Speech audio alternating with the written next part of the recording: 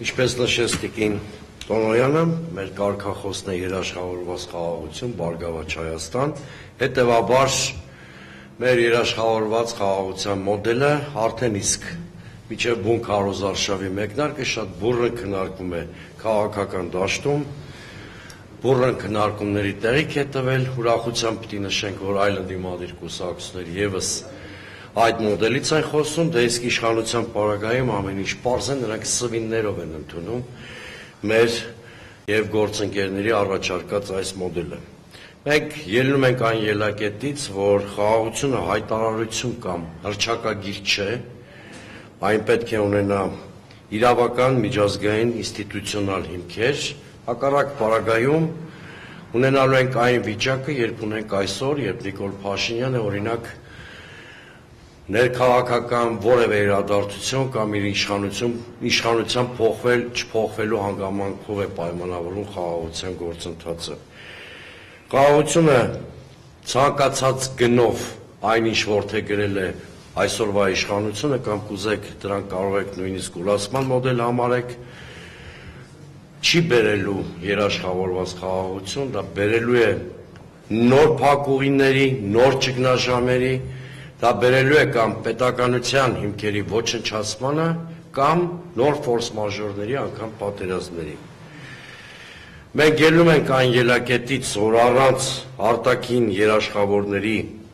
եւ հստակ վերահսկման մեխանիզմների ցանկացած համաձայնություն խոցելի է, սա ակնհայտ աքսիոմատիկ ճշմարտություն է, մանավանդ եթե հաշվի առնենք Հայաստանի եւ Ադրբեջանի միջև առկա ուժային դիսբալանսը, սա չի նշանակում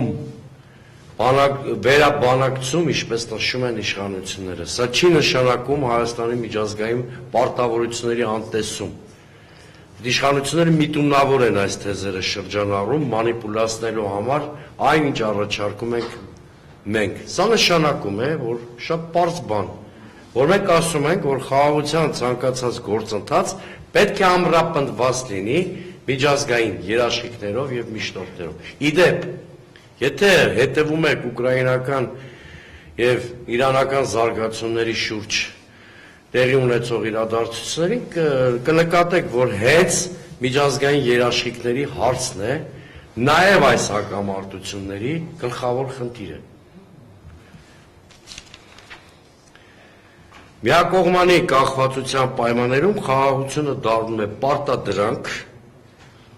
սա ակնհայտ է, սա լավագույնս ձևակերպել է հենց ինքը Նիկոլ Փաշինյանը, եթե կհիշեք 2024-ին, երբ որ Տաուշում սկսվել էր դելիմիտացիայի, դեմարկացիայի գործընթացը, իհարկե դա շատ քիչ կապ ուներ դասական դելիմիտացիա դեմարկացիայի հետ, Նիկոլ Փաշինյանը հենց ինքը Ոսկեպարի դպրոցում ասեց, որ եթե այս զիջումները չանենք մինչև շաբաթավերջ, երկու կողմից Թուրքիայից եւ Ադրբեջանից սպասում է ներխուժում։ Պարտադրանքի տրամաբանությունը միշտ է դա։ Դաստիարակության ոչ թե խաղաղության գործընթացը, այլ սողացող կապիտուլյացիայի ճանապարհային քարտեզ։ Մենք առաջարկում ենք այս տրամաբանությունից դուրս գալ, դրա համար պետք է վերականգնել ուժային, դիվանագիտական եւ տնտեսական բալանսը, որտեղ խաղաղությունը ի վերջո բալանսի դրսևորումն է, արտահայտությունն է։ Խաղաղության այլ պարամետրեր պատրանքներ են կամ ուղղակի ցանկություններ, որոնք չեն ամրապնդվում կոնկրետ գործոններով։ Երաշխավորված խաղաղության բաղադրիչներ մենք համարում ենք պաշտպանական, ինստիտուցիոնալ, տնտեսական, դեմոգրաֆիկ կարողությունների ուժեղացումը, արտաքին քաղաքականության մեջ, ինչպես իմ գործընկերը նշեց, հավասարակշռության դոկտրինը այլընտրանք չունի, որտեղ մեր ազգային ողբերգությունների հիմնական պատճառն այն է եղել, որ Նիկոլ Փաշինյանը հրաժարվել է արտաքին քաղաքականության հավասարակշռության դոկտրինից, շեշտը դնելով երկրի ստրատեգիական կողմնորոշման փոփոխության արկածախնդիր կուրսի վրա։ Անգամ 44 օրյա պատերազմում պարտությունից հետո հնարավոր էր խուսափել այս մեծաբաշտապ աղետից, եթե 21 թվականի դեկտեմբեր, 22 թվականի հունվարից չվարվեր մի արկածախնդիր քաղաքականություն, որը ըստ էության Հայաստանը զրկեց իր դաշնակիցներից, ձևավորվեց անվտանգային վակուում, բանակցային գործընթացից դուրս մղվեցին բոլոր միշտորդները, արդյունքում մենք քիչ թե շատ բալանսավորված լուծումներ ստանալու փոխարեն ընդունեցինք ադրբեջանական վասալիտետի բոլոր պայմանները եւ այսօր էլ շարունակում է գործընթացը այդ տրամաբանությամբ։ Հիմա էլ մենք ելնում ենք այն ելակետից, որ իրավիճակը դերևս շտկել կարելի է, շատ իրատեսական լուծումներ ենք առաջարկում առանց մաքսիմալիստական շեշտադրումների, առանց կարգախոսների կամ հռչակումների, որոնք կարող են հանգեցնել պատերազմի։ Ես վերջում ուղղակի ամփոփեմ